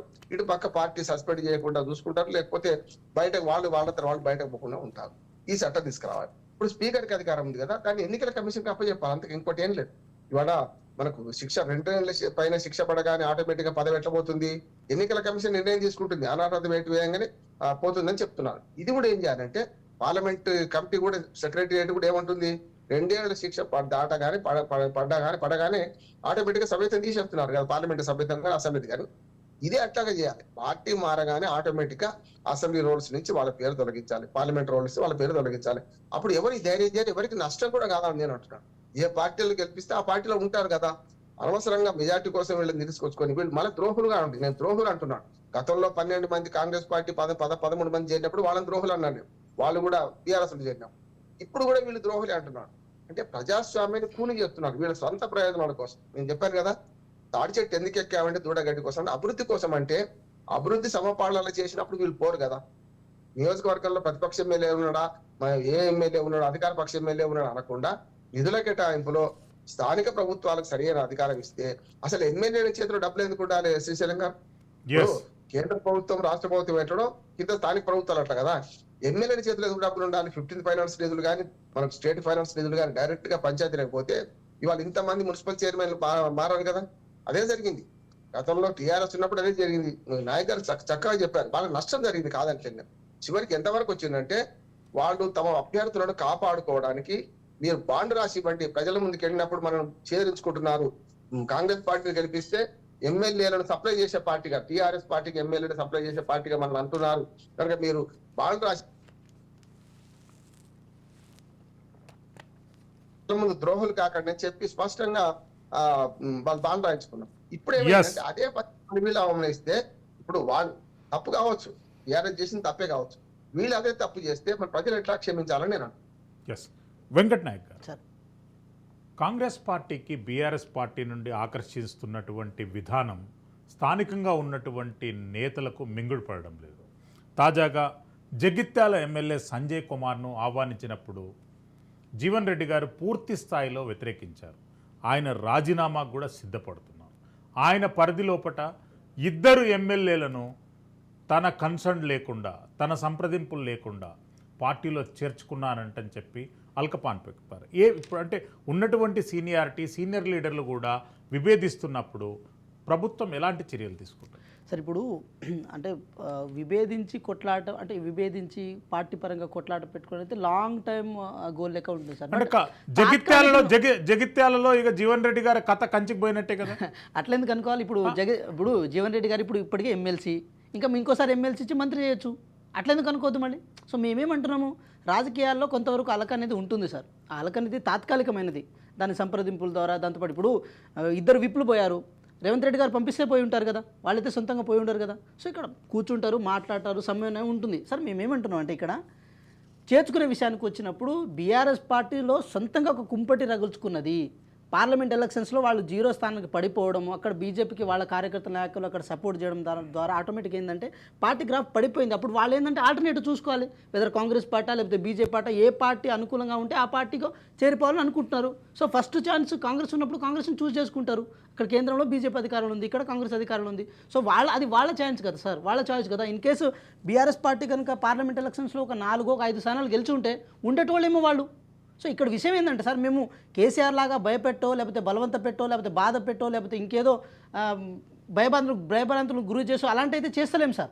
ఇంకో విషయం కూడా చెప్పాలి ఏంటంటే, ఇప్పుడు ఇందాక సార్ ఒక మాట చెప్పారు, సిపిఐ పార్టీ ఎమ్మెల్యేను 2014లో ఉన్నది సిపిఐ సిపిఎం ఇద్దరే ఉండే సార్. అంటే గతంలో బీఆర్ఎస్ పార్టీ రూల్లో ఉన్నప్పుడు సార్. ఇప్పుడు ఇవి 2 జాతీయ పార్టీలు, సిపిఐ సిపిఎం జాతీయ పార్టీలు సార్. జాతీయ పార్టీ ఉన్న ఒక సిపిఐ రిప్రజెంటేషన్ అసెంబ్లీలో లేకుండా చేసిందంటే అది ఎంత దౌర్భాగ్యమైన చర్య సార్. ఇప్పుడు అంటే తెలంగాణ రాష్ట్రంలో 2018లో అయితే ఒక్క స్థానం కూడా ఆ 2 పార్టీలు గెలవలే. ఆ జాతీయ పార్టీలు కాస్త ప్రెజర్ గ్రూపుల లెక్క మారిపోయినాయి, ప్రజా సంఘాల లెక్క మారిపోయినాయి. అట్లా మార్చిన దానికి కారణం ఎవరు సార్? సో మేమేమంటున్నాం అంటే, ఇప్పుడు రిప్రజెంటేటివ్ ఉన్నారు, సిపిఐ నుంచి రిప్రజెంటేటివ్ ఉన్నారు, కూనూరి సాంబశివరావు గారు మాతో పొత్తులో భాగంగా ఉన్నారు. సో మేమేమంటున్నాం అంటే వాళ్ళ యొక్క దుశ్చర్య ఈ పార్టీ అని ఆ పార్టీ అని ఏం తేడా లేకుండా మొత్తాన్ని ఒక గంపగుత్తగా ఒక చోటికి తీసుకొచ్చే ప్రయత్నం చేసిరు సార్. సో అప్పుడు మేమేమంటున్నాం, అప్పుడు ప్రజాస్వామ్యం గురించి కానీ మిగతా ఏ అంశాల గురించి కానీ వాళ్ళు మాట్లాడలే. సో విషయం ఏంటంటే సార్, ఒక మాట ఏంటంటే కాంగ్రెస్ పార్టీ చేస్తున్న పని దాంట్లో ఇన్ కేస్ మీరు తప్పులే కనుక వెతకాల్సి వస్తే ఆ తప్పుల కంటే కొన్ని పాజిటివ్స్ కూడా చూడండి. ఎందుకు వాళ్ళ దాంట్లో ఎందుకు లుకలుకలు ఉన్నాయి, వాళ్ళ దాంట్లో ఎందుకు ఇన్ని ఇబ్బందులు ఉన్నాయి, ఎందుకు వాళ్ళు కుంపడి పెట్టే ప్రయత్నం చేస్తున్నారు. ఇప్పుడు 0 స్థానాలకు పడిపోవడానికి అవసరం ఏమొచ్చింది సార్? 9 స్థానాలు ఉండే వాళ్ళకు కారు సారు 16 సర్కారు. సార్ మీకు ఇంకో మాట కూడా చెప్తున్నా, 2018లో డిసెంబర్ 11వ తారీఖు వాళ్ళ అధికారాన్ని చేపట్టిన తర్వాత ఒక్క డెవలప్మెంట్ పర్స్పెక్టివ్ మీద, ఒక్క డెవలప్మెంట్ అంశం మీద వాళ్ళు మాట్లాడకుండా కారు సారు 16 సర్కారు అని చెప్పి 2019 ఎలక్షన్స్ పోయారు. 2019 ఎలక్షన్స్ కంటే ముందే అందరు ఎమ్మెల్యేలు లాక్కున్నారు కాంగ్రెస్ పార్టీ ఎమ్మెల్యేని. సో అప్పుడు నైతికత గుర్తు రాలేదు సార్. ఇంకా మేము వాళ్ళకంటే బెటర్ కదా సార్, మేము అంతదా కూడా పోలే. మేము పార్లమెంట్ ఎలక్షన్ వరకు మేము ఆగిన ఉంటే దట్ మీన్స్ ఏంటంటే అది వాళ్ళ విచక్షణకు సంబంధించిన అంశం. ఇప్పుడు 0 స్థానాలు రాగానే వాళ్ళు ఏమంటున్నారు, అయ్యో బీఆర్ఎస్ పార్టీ లేనే లేదు, వీళ్ళ నాయకత్వం మేము పనిచేయమని చెప్పి వాళ్ళు బయటకు వస్తున్నారు. సో కారణం అనేది క్లియర్ కట్గా కనబడుతుంది కదా. ఇక కాంగ్రెస్ పార్టీని బదనాం చేయాల్సిన అవసరం ఏముంది సార్? సో మేము ఇంకో విషయం కూడా అంటున్నాం, సమన్వయం చేసుకోవడంలో కానీ, ఇంటర్నల్ డెమోక్రసీని, ఇంటర్నల్ స్పేస్ని ప్రాపర్ వేలో తీసుకెళ్లడంలో కానీ కాంగ్రెస్ పార్టీకి ఒక ప్రాపర్ అజెండా, ప్రాపర్ విజన్ ఉంది సార్. ఆ విజన్ ప్రకారం మేము వెళ్తాం. ఇన్ కేస్ మేము తప్పు చేస్తామా ఒప్పు చేస్తామని చెప్పి ప్రజలు ఆటోమేటిక్గా నిర్ణయిస్తారు. కానీ ఈ అంశాలని హరీష్ రావు గారు కానీ, కేసీఆర్ గారు కానీ, కేటీఆర్ గారు కానీ వీళ్ళు మాట్లాడుతుంటే మాకు కొంచెం వినడానికి విడ్డూరంగా, వినసొంపుగానే ఉంటుంది సార్. మాకొక్కలే కాదు, ఈ తెలంగాణ ప్రజలు కూడా అట్లా అనిపిస్తుంది. సో చూద్దాం సార్ ఏమవుతుందో. బండారు రామ్మోహన్ రావు గారు, కొన్ని సోషల్ మీడియాలలో కొన్ని రూమర్స్ అనేది చలామణి అవుతున్నాయి. బీఆర్ఎస్ పార్టీ నుండి 20 మంది ఎమ్మెల్యేలు హరీష్ రావు గారి నాయకత్వంలో బీజేపీలో చేరబోతున్నట్టు కొన్ని వార్తా కథనాలు మనం సోషల్ మీడియాలో చూస్తున్నాం. ఒకవేళ 20 మంది ఎమ్మెల్యేలు బీజేపీలో చేరితే, మిగతా ఎమ్మెల్యేలు కాంగ్రెస్లో చేరితే బీఆర్ఎస్ పార్టీ భవితవ్యం ఎట్లుండబోతుంది? బండారు రామ్మోహన్ రావు గారు, సిస్టమ్ మీద మీట్లో ఉండండి. హరీష్ రావు గారే yes వినొస్తుంది కదా రైట్ ప్లీజ్. ఇప్పుడు జనరల్ గా మీరు అన్నట్టు ఇప్పుడు తప్పుకు తప్పు ఒప్పు ఎప్పుడు కాదు, స్పష్టంగా నాయక్ గారు సమర్థించుకోవచ్చు. కానీ టీఆర్ఎస్ ఆ పని అప్పుడు చేసింది కనుక ఇప్పుడు వీళ్ళు చేయడం కరెక్ట్ కాదు. ఇంకోటి కూడా, ఇప్పుడు జీవన్ రెడ్డి గారు నా మిత్రుడు, అడ్వకేట్ కూడా తాను, మేము కలిసి చాలా పనిచేసినాం. వారు ఇవాళ ఎంత ఆవేదనతో ఉన్నారు అంటే, పార్టీ మొత్తం ఆగిపోయినప్పుడు, పార్టీ మొత్తం నడవకపోయినప్పుడు కూడా ఆయన నిలబెట్టుకున్నాడు కదా. ఇప్పుడు ఆయన పక్కలో బలిలాగా ఉన్న వాడిని తీసుకొచ్చి పార్టీలో చేర్చుకుంటే, ఆయన ఒక్కటే కాదు, గతం రాజయ్య గారు కూడా మనకు స్టేట్ మింగన్పూర్ లో ఇట్లా వాళ్ళందరూ వ్యతిరేకిస్తున్నారు. దీన్ని కూడా గమనించాల్సిన అవసరం ఉంది. వారు అన్నట్టు కొంత కాంపెన్సేట్ చేయొచ్చు, మంత్రిగా ఇవ్వచ్చు, రేపు పొద్దున మళ్ళీ ఒకసారి ఎమ్మెల్సీ చేయొచ్చు, అది వేరు. కానీ పరస్పర విరుద్ధ భావాలు గల వాళ్ళు, లేకుంటే పరస్పరం ఒక దోపిడీదారు మొన్నటి దాకా వీళ్ళు దొంగలు వారిని ముద్ర వేసిన వాళ్ళని చేర్చుకోవడం వల్ల రాజకీయాల్లో శాశ్వత శత్రువులు, శాశ్వత మిత్రులు ఉన్నారు. అందుకే మీరు తప్పుకు తప్పు ఒప్పు అని సమర్థించుకోకండి. వాళ్ళు తప్పు అని మేము ఆనాడు ఖండించినా, ఈనాడు కూడా ఖండిస్తున్నాం. తప్పుకు తప్పు ఒప్పు కాదని నేను అంటున్నాను. వాళ్ళు చేసి బాగా నేర్పే విద్య కాదంటే. ఇక మీరు అడిగిన ప్రశ్నకు శ్రీశైలం గారు, రేపు పొద్దున బీఆర్ఎస్ మునిగిపోతుందన్న మాట అంటున్నారు, కాదని నేను అంటున్నాను. ఎందుకంటే కాంగ్రెస్ పార్టీ కూడా ఇదే మాట అన్నా. నేను ఆనాడు కూడా అన్నా, మాకు వయ్యారు బామ చెట్టును వ్యవసాయం చేసేవాడిని కనుక కాంగ్రెస్ గడ్డి అంటారు. కాంగ్రెస్ పార్టీ మునిగిపోదు. ఎన్నో ఒడిదొడుకులు ఎదుర్కొన్నది, ఎన్ని ఫిరాయింపులు వచ్చినా కాంగ్రెస్ పార్టీ మునిగిపోదు. పడి లేచే కెరటం లాగా ఎప్పటికప్పుడు వస్తుందని చెప్పినా అదే జరిగింది కదా. నా ఊహ జ్యోతిష్యం కాదు. జనరల్ గా ఒక పార్టీ మునిగిపోతుంది, ఒక పార్టీ పోగానే అయిపోతుంది అనే మావనం తప్పు అంటున్నాడు. శత్రుశేషం రుణశేషం ఉంచుకోవద్దనుకున్న మోడీ గారు ఆగమైపోయింది. శత్రుశేషం రుణశేషం ఉంచుకోవద్దన్న కేసీఆర్ ఆగమైపోయిండు. ఇదే మాట మీద నిలబడ్డ జగన్మోహన్ రెడ్డి ఆగమైంది. ఎప్పుడు నియంతలు అహంకారంతో పోయి మేము తప్ప ఇంకోటి లేడనుకున్న వాళ్ళు ముగ్గురికి కరువు కాల్చి వాత పెట్టిన ప్రజలు. తెలంగాణలో మొదలు పెట్టిన వాత కేసీఆర్ గారికి, జగన్మోహన్ రెడ్డికి మోడీకి మొన్ననే వాత పెట్టింది ఇద్దరికి. కనుక అక్కడ చూసుకుంటే ప్రజలు ఇవన్నీ గమనిస్తారు, కౌంట్ చేస్తారు. శిశుపాలన తప్పులాగా 100 కాగానే ఎక్కడ చేయాలో అక్కడ చేస్తారు. ఇప్పుడు ఇది కూడా ఏమంటున్నా అంటే, పార్టీ మునిగిపోతుంది, 20 మందితో ఆయన బీజేపీ పోతాడు, 20 మందితో ఇటు పక్కన టీఆర్ఎస్ చేస్తే కేసీఆర్ కేటీఆర్ ఇద్దరే మిగులుతారు అనొచ్చు, కాదట్లేదే. 6 మిగిలిన కదా గతంలో కాంగ్రెస్ పార్టీలో 6 మిగిలిన 18 మంది గెలిస్తే 19 మంది గెలిస్తే. కనుక అట్లా చూసుకుంటే పార్టీ పోదని నేను అనుకుంటున్నాను. ఎందుకంటే ఉద్యమ పార్టీ ఇవాళ కాకుండా రేపు కాకుండా పడిలేస్తుంది, రేపు మళ్ళీ వస్తుందని నేను అనుకుంటున్నాను. ఒకటి. రెండోది ఏంటంటే, ఇప్పుడే ఈ వరుసగా ఇప్పుడు హరీష్ రావు చాలా వివరణ ఇచ్చాడు కూడా. నన్ను అడగండి ఏదన్నా ఉంటే నన్ను అడిగి మాట్లాడండి, అనవసరంగా నేను అడగపోతే తినబోతే ఎందుకు ప్రచారం చేస్తున్నాను. మైండ్ గేమ్ కూడా, రాజకీయాల్లో మైండ్ గేమ్ సహజం. గతంలో కేసీఆర్ చేసింది అదే పని కదా, మైండ్ గేమ్ ఆడే పార్టీలను అందరూ ఆగం చేసింది కదా, అన్ని పార్టీలను ఏం లేకుండా చేసింది కదా, శత్రు విశేషం లేకుండా. ఇటు బీజేపీ ఎవడయా బండేవుడు గుండెవుడు అన్నాడు, ఏమైంది? ఆ బండే ముందరికి వచ్చిండు. రేవంత్ రెడ్డి పేరే తలవలేదు, కానీ ఏమైంది? రేవంత్ రెడ్డి ముఖ్యమంత్రి కూర్చున్నాడు. కనుక ఎప్పుడు కూడా ఎదుటివారిని తూలనాడి ఎదుటివారి పార్టీని వీక్ చేద్దాం అనుకోని అవాకులు చెవాకులు పేలితే ఏమైతేనే తెలంగాణ ప్రజలు నిరూపించిండ్రు. కేసీఆర్ ఎక్కడ కూర్చుండబెట్టింది. ఒకవేళ నిజంగానే మీరు అనుకుంటే పార్టీలో ఇంటర్నల్ గా పోరాటం జరుగుతుంది నేను అనుకుంటున్నాను. ఎందుకంటే రేపు పొద్దున కేటీఆర్ హరీష్ రావు మధ్యన పోటీ అయితే హరీష్ రావే, నేను హరీష్ రావు మద్దతుదారుని కాదు ఎందుకు కాదు, ఇద్దట్లో చూసుకుంటే సంస్థాగత నిర్మాణంలో కానీ సంస్థలో మన పార్టీలో ఉన్న పలుకుబడితో కానీ హరీష్ రావుకి ఒక్క ఓట్లు పడితే అనుకుంటున్నాను. ఒకవేళ వర్కింగ్ ప్రెసిడెంట్ మార్చదలుచుకున్నా లేకుంటే రేపు పొద్దున కేసీఆర్ గారు రాష్ట్ర సన్యాసం చేసి అరే మీరు చూసుకోండి అని మీకు వాళ్ళిద్దరికి అప్పచెప్తే కూడా హరీష్ రావుకి కొంచెం మద్దతు ఎక్కువ లభిస్తుంది అనుకుంటారు. అటువంటి పరిస్థితి హరీష్ రావు వేరే బీజేపీ పార్టీలో ఏం చేస్తాడు, 29 మంది అవుతారు. ఇటు పక్క 39 మంది ఉన్న దానికి లీడర్షిప్ చేస్తారా, లేకపోతే అటుపక్క పోయి బీజేపీలు చేస్తారా? కానీ శాశ్వతం కాదు. నాయక్ గారు కరెక్ట్, శాశ్వత శత్రువులు మిత్రులు ఉండరు కనుక ఎవరు ఏమైనా కావచ్చు, నష్టం ఏం లేదు. ఇప్పటిదాకా అణిచివేసుకున్న కోపాన్ని లేకుండా అణిచివేసుకున్న మన ఏమంటారు దాన్ని ఆవేదనను బయటకు వ్యక్తం చేసే పరిస్థితి రావచ్చు. కానీ అధికారంలోకి వస్తాం అనుకున్నప్పుడు మాత్రమే హరీష్ రావు పనిచేస్తారని నేను అనుకుంటున్నాను. రేపు పొద్దున బీజేపీ కలిసి కొంతమంది కాంగ్రెస్ వాళ్ళు కలిసి అట్లాగే ఇటుపక్క బీఆర్ఎస్ తో కలుపుకొని ప్రభుత్వం ఏర్పాటు చేసే క్రమం ఏదైనా వస్తే, ఎందుకంటే 119 సీట్ల చిన్న రాష్ట్రాలు చిన్న తక్కువ మంది ఎమ్మెల్యేలు ఉన్న చోట మీకు ప్రభుత్వం తొందరతో మారుతుంటాయి. గోవా మంచి ఉదాహరణ. శ్రీశైలం గారు గోవాలో పార్టీలు మారుతుంటే ప్రభుత్వాలు మారుతుంటాయి. అట్లా మన 119 మంది ఎమ్మెల్యేలే కనుక అది గోవా చాలా చిన్నది అనుకోండి, 30 సీట్లే. కానీ ఇక్కడ అట్లా కాదు కదా. కనుక ఏదైనా సరే రేపు పొద్దున పార్టీ రాజకీయాలు పార్టీలో ఏమైతుంది అనేది మనం భవిష్యత్తు ఊహించలేము. కానీ పార్టీలు మాత్రం మొత్తం పోతాయి అంటే నేను నమ్మనని నేను. ఎస్ వెంకట్ నాయక్ గారు, రాష్ట్రంలో అభివృద్ధి కుంటుపడింది, రాష్ట్రంలో ప్రజా సంక్షేమం అనేది పూర్తిగా ట్రాక్లోకి రాలేదు. కంటిన్యూస్గా ఎన్నికల సందర్భంగా యువత నిరుద్యోగులది వాటితో పాటు మహిళలకు కేటాయించినటువంటి పలు పథకాలపైన చర్చ జరగడం లేదు అని చెప్పి కొన్ని యువజన సంఘాలు నిరసన కార్యక్రమాన్ని చేపడుతున్నాయి. ప్రజలేమో ఉద్యమ బాటన పట్టారు, ప్రభుత్వమేమో ఆపరేషన్ ఆకర్ష్తోని కేవలం ఎమ్మెల్యేలను ఆకర్షించే ప్రయత్నాలే కొనసాగుతున్నాయి. పరిపాలన ఎప్పుడు ఘాట్లో పడుతుంది? సార్ విషయం ఏంటంటే ఇప్పుడు పరిపాలన విషయానికి వచ్చినప్పుడు మనకు దేనికైనా ఒక పారామీటర్స్ ఉంటుంది. ఇప్పుడు మనం సెక్రటరీకి వెళ్దాం సార్, ఎన్ని క్యాబినెట్ సమావేశాలు అయినాయి, ఎన్ని నిర్ణయాలు తీసుకున్నారు, ఎన్ని పాలసీస్ మీద డెసిషన్ తీసుకున్నారు, ఎన్ని వెల్ఫేర్ స్కీమ్స్ కానీ లేకపోతే డెవలప్మెంట్ అంశాల మీద కానీ ఎవరితో అపార్ట్ ఫ్రమ్ సెక్రటరీ మనం పబ్లిక్ లో కూడా డిస్కస్ ఇప్పుడు మనం గవర్నెన్స్ సార్ గవర్నెన్స్ వచ్చినప్పుడు అల్టిమేట్ గా మనం సెక్రటరీనే పారామీటర్ గా తీసుకున్నప్పుడు దాన్ని పారామీటర్స్ తీసుకుందాం. ఇప్పుడు కరెంట్ వస్తుందా పోతుందా అని చెప్పి మన సబ్స్టేషన్ల దగ్గర పోయి లాగ్ బుక్లు చూస్తాం కదా సార్. అదే విధంగా దీన్ని చూద్దాం. దీన్ని చూసినప్పుడు ఇప్పుడు ఒక మాట చెప్తున్నా సార్, 2018లో వాళ్ళ అధికారంలోకి వచ్చారు, 2019 ఎలక్షన్స్ వరకు వాళ్ళు ఎన్ని సార్ కనీసం వాళ్ళు క్యాబినెట్ ప్రజాప్రతినిధులను ఆకర్షించడం పాలక ప్రభుత్వానికి ఇప్పుడు అంత అవసరమైన కార్యక్రమం కాదు అనేది ప్రతిపక్షాల అభివాదం. సార్ ఒక విషయం ఏంటంటే గౌరవ ముఖ్యమంత్రి గారు ముఖ్యమంత్రితో పాటు పార్టీకి పీసీసీ ప్రెసిడెంట్ కూడా. సో ఇన్ కేసు వారు పీసీసీ ప్రెసిడెంట్ కాకపోయి ఉంటే అయినా సరే వారే వీళ్ళని తీసుకొచ్చి కండుగా కప్పుతుంటే అప్పుడు ప్రాబ్లం ఏది. సో పీసీసీ ప్రెసిడెంట్ కూడా వారే కాబట్టి, ముఖ్యమంత్రి గారు కూడా వారే కాబట్టి దీని పని దానికే ఉంటే మొత్తం పనులు వేరువేరుగా ఉంటుంది సార్. సో ఈ రెండు ఒక ఘాటన కలపాల్సిన అవసరం లేదు. డెవలప్మెంట్ విషయానికి వచ్చినప్పుడు మేము చాలా సగర్వంగా చెప్పగలుగుతాం సార్. ఎందుకంటే 2018లో వాళ్ళ కనీసం మహమూద్ అలీ గారు, కేసీఆర్ గారు తప్ప ఇంకెవరు ఉన్నారు సార్ మంత్రివర్గంలో? కనీసం మంత్రివర్గ విస్తరణ జరగలే, క్యాబినెట్ మీద నిర్ణయాలు తీసుకోలేదు వాళ్ళు. ఒక్కరోజైనా కూర్చున్నారు సార్ సెక్రటరీలు అప్పుడు? సో మేమేమంటున్నాం, చాలాసార్లు కూర్చున్నాం కదా మేము. ఇప్పుడు బస్సు ఫ్రీ ఉంది, దాంతోపాటు రైతులకు సంబంధించిన రుణమాఫీ ఆగస్టు 15 లోపల చేస్తామని చెప్పి దాని మీద గైడ్లైన్స్ ఇచ్చినాం. దావోస్ నుంచి 39,000 కోట్ల వరకు పెట్టుబడి రాష్ట్రానికి తీసుకురాగలిగినాం. ఇంకా చాలా అంశాలు మేము చేయబోతున్నాం కూడా.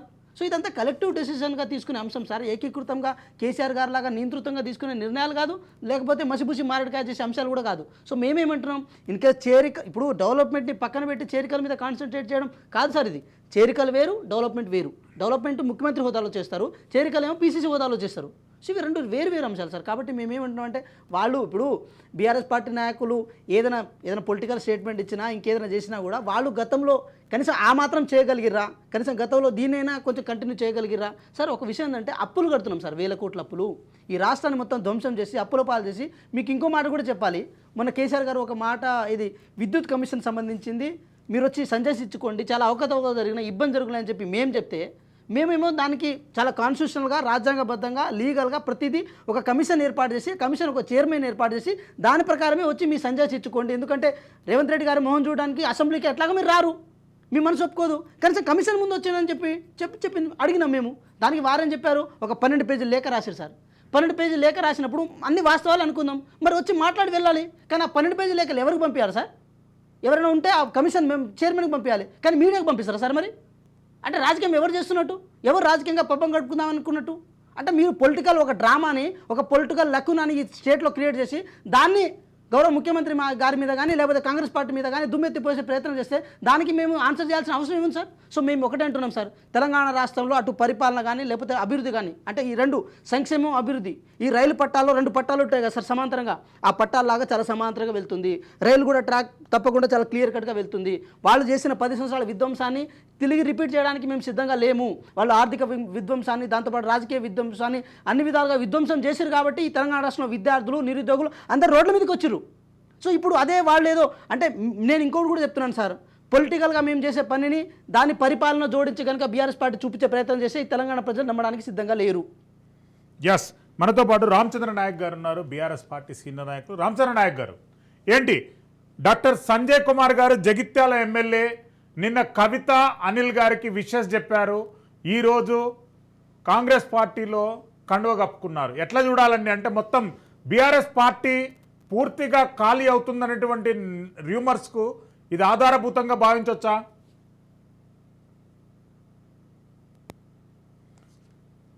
రామచంద్ర నాయక్ గారు, మీ సిస్టమ్ మ్యూట్లో ఉంది, అన్మ్యూట్ చేయండి ప్లీజ్.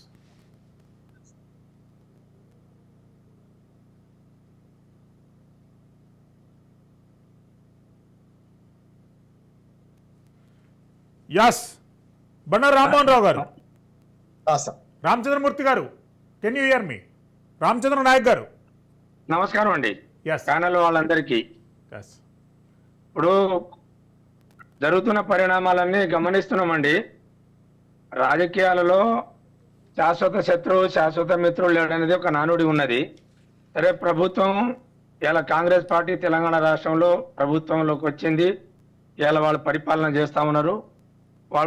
వాళ్ళ పథకాలు వాళ్ళు అమలు చేయటంలో వాళ్ళ ప్రయత్నాలు వాళ్ళు చేస్తూ ఉన్నారు.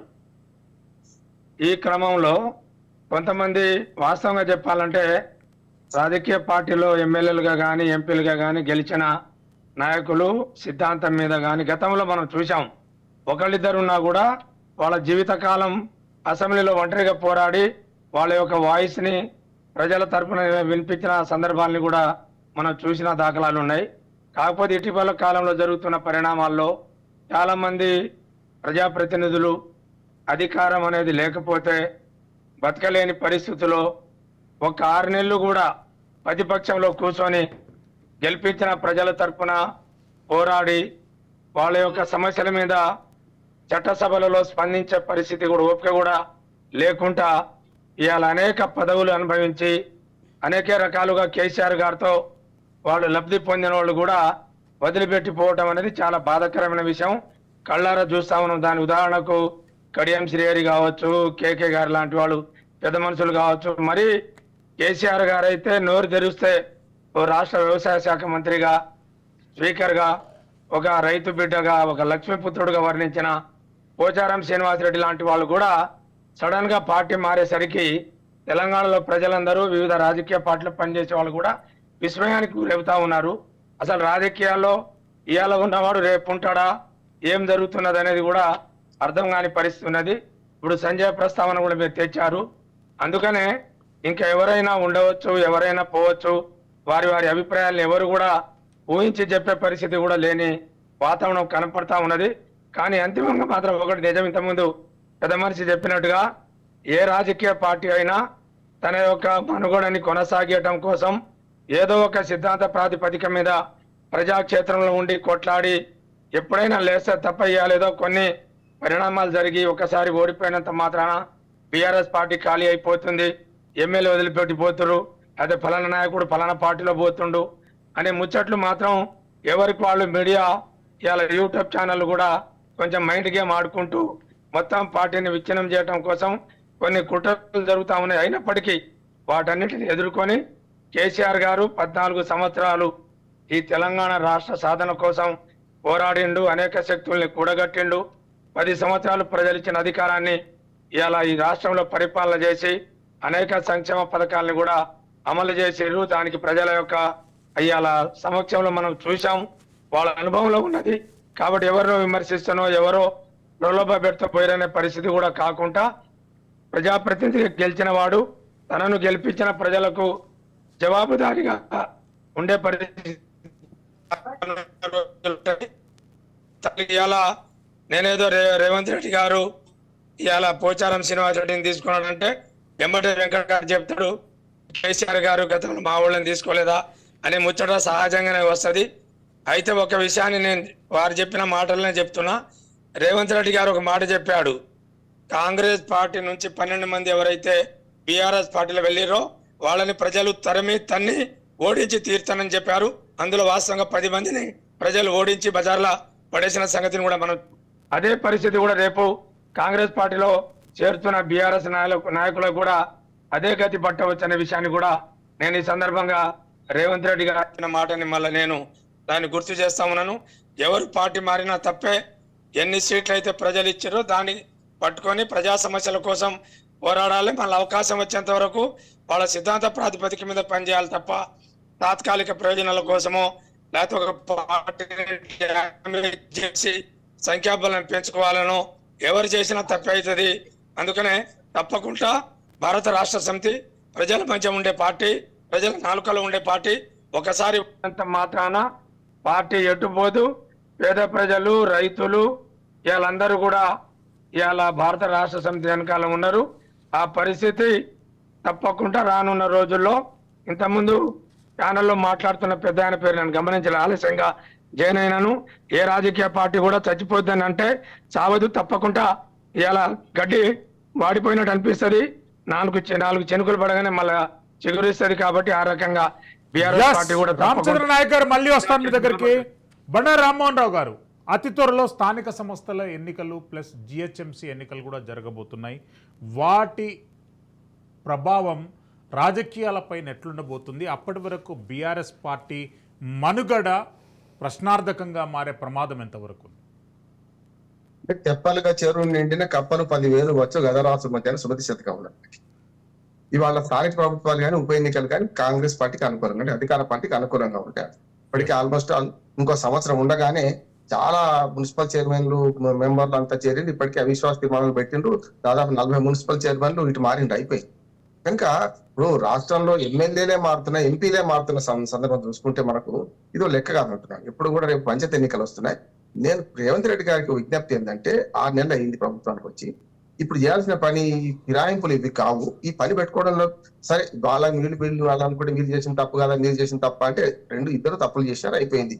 ఇప్పుడు అనుభవానికి వస్తే తత్వం బోధపడ్డది కేసీఆర్ గారికి. ఇప్పుడు అదే పోయేటోళ్ళందరూ చూసి నేను చేసిన తప్పే అనుకుంటుండొచ్చు, లోపల అంతర్మదనం పొందుతుండొచ్చు. టీఆర్ఎస్ శ్రేణులు కూడా అదే అంటున్నారు, అదైతే తప్పే ఇది తప్పే అంటున్నారు. ఇప్పుడు చేయాల్సిన పని 3 ఉన్నాయి శిరీషక్క గారు. ఒకటి, అప్పుల కుప్పగా మార్చిన వాడే అన్నారు 7 లక్షల రూపాయలు, కోట్ల రూపాయలు. ఇప్పుడు ప్రతి నెల అంటే ప్రతిరోజు పరిగడిపోయినప్పుడు 15,000 కోట్ల రూపాయలు ప్రభుత్వం అప్పు చేయాల్సి వస్తుంది. ప్రతి నెల 15,000 కోట్ల రూపాయలు జీతభత్యాలు. కానీ ప్రభుత్వం నడవాలి, ఇంధనం అంటే దాన్ని ఇప్పుడు ప్రభుత్వానికి బండి నడవాలంటే కందెన కావాలి. కందెన అంటే 15,000 కోట్ల రూపాయలు అప్పు చేయాల్సి వస్తుంది ప్రభుత్వ ఉద్యోగ జీతభత్యాలు. వీటికి తోడు బడ్జెట్ పెంచుకునే ప్రయత్నం చేయాలంటే 2 ఉన్నాయి మార్గాలు. ఒకటి, మొట్టమొదటి నాడే నేను అభినందించిన రేవంత్ రెడ్డి గారిని ఏంటంటే గెలవగానే ఆయన ఒక మాట అన్నాడు, రిజల్ట్స్ వస్తూనే ఉన్నాయి, నేను కేసీఆర్ గారి సహకారం తీసుకుంటా, అసదుద్దీన్ ఓవైసీ సహకారం తీసుకుంటా, అట్లాగే మోడీ గారి దగ్గర కలుస్తాను, కలిసిండ్రు, కొన్ని సాధించిండు కూడా. మొదట్లో చాలా మునుము సరికే నడిచింది. మనకు ఆ రీజనల్ రింగ్ రోడ్ దానిలో మేము యూటిలిటీస్ డబ్బులు ఇవ్వమని పంచాయతీ నడుస్తుంటే పోయిండు, అట్లా అయిండు. 300 కోట్ల రూపాయలు వరకు సాధించుకున్నట్టు మన రాష్ట్రానికి మీరినట్టే కదా, మనందరికి మన ట్యాక్స్ పేయర్స్ మనీ మీరినట్టే కదా. అట్లానే మనకు మేదీపట్నం ఫ్లైఓవర్ కు పాదచారుల వంతెనకు 2.5 ఎకరాల భూమి తీసుకోవడం, అట్లాగే మన సుచిత్ర నుంచి వచ్చే కంటోన్మెంట్ రోడ్ల దానిలో దాదాపు అవసరమైన భూమి సేకరిస్తుంది అక్కడ, అట్లాగే రాజీవ్ రోడ్ మీద రేపొద్దున ఎక్స్ప్రెస్ హైవే కోసం. ఇవన్నీ మొదట్లో మంచి జరిగింది అంటున్నాడు. ప్రభుత్వాలు శాశ్వతం, పార్టీలు కాదు. కనుక కేంద్ర ప్రభుత్వంలో బీజేపీ ఉందా మోడీ ఉందా అని చూడకుండా కేంద్ర ప్రభుత్వం సఖ్యతగా ఉండి చేయాల్సి. గతంలో కేసీఆర్ గారు ఆ పొరపాటు చేసి ఆయన కుర్చీ కాని పెట్టుకున్నప్పుడు వ్యాసం రాసిన శ్రీశైలం గారు మీరు చూసి ఆయన కంటోన్మెంట్ మన సికింద్రాబాద్ స్టేషన్ అభివృద్ధిలో భాగంగా అధికారిక సమావేశానికి వచ్చి మనకు పేరెంట్ గ్రౌండ్స్ లో పెద్ద మీటింగ్ పెడితే ముఖ్యమంత్రి కుర్చీ ఖాళీ పెట్టుకున్నాడు కేసీఆర్. వాళ్ళు ఖాళీ అయింది కదా. కేంద్ర ప్రభుత్వం రాష్ట్ర ప్రభుత్వం అని చూడాలి. అది రేవంత్ రెడ్డి గారు ఆ విషయంలో ముందడుగు వేశాడు. కానీ ఇప్పుడు ఫిరాయింపుల ద్వారా కొంత బదనం కొని తెచ్చుకుంటుండే నేను ఇది విడిచిపెట్టి అంటే ఇప్పుడు ఏదో విడిచిపెట్టి ఏదో పోవద్దు కదా అని నేను అంటున్నాను. అసలైన ప్రభుత్వం నడిపే బాధ్యత పార్టీ పెద్దగా అట్లాగే ముఖ్యమంత్రికి ఆయన మీద ఉన్నది. 3 సవాళ్ళు ఉన్నాయి. ఒకటేమో బడ్జెట్ ఎట్లా పెంచాలి, రేపు పొద్దున వాళ్ళు రీచ్ కావాలి కదా. ఇప్పుడు 6 గ్యారంటీస్ ఇచ్చారు. 6 గ్యారంటీస్ లో అసలు ముఖ్యంగా మనకు అహంతోని లేకుంటే ఛాలెంజ్లతో పోతున్నారు. కానీ రుణమాఫీ 15 ఆగస్టు ఇంక కొద్ది రోజులు చేసినా నష్టం లేకుండే. ఇప్పుడు ప్రధానంగా వాళ్ళ ముందర సవాల్ ఏంటి, మహిళలకు ఇస్తామన్న 2,500 సంగతి ఏంటిది అంటున్నారు. బస్సు ప్రయాణం చేసిండ్రు. అట్లాగే మరి పెన్షన్ పెంచుతా అన్నారు, పెన్షన్ పెంచుడు సంగతి ఏంటి.